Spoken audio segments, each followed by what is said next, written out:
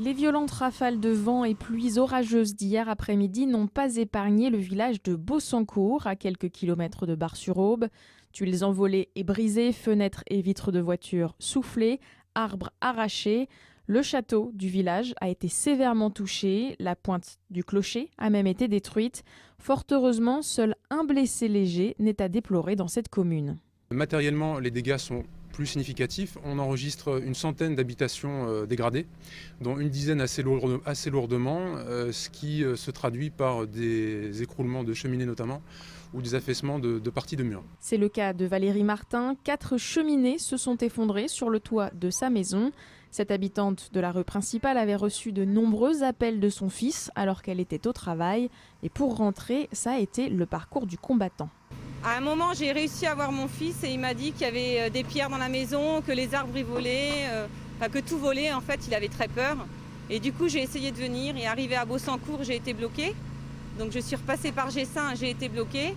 Je suis revenue sur mes pas et j'ai escaladé les arbres, je suis passée dans les jardins et je suis arrivée à mon fils, et il était paniqué, il avait peur, ce qui est normal, et après énormément de dégâts.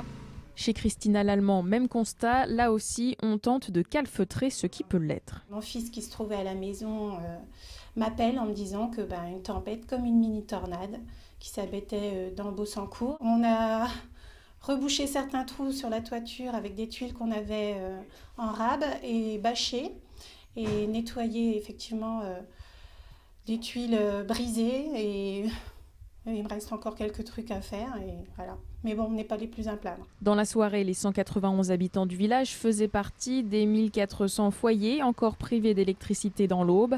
Les réseaux téléphoniques étaient également hors service. Une quarantaine de pompiers a été mobilisée pour sécuriser les lieux. Il y a une dizaine d'urgences qui concernent des cheminées lourdes, importantes, qui menacent de tomber et donc de créer d'autres difficultés.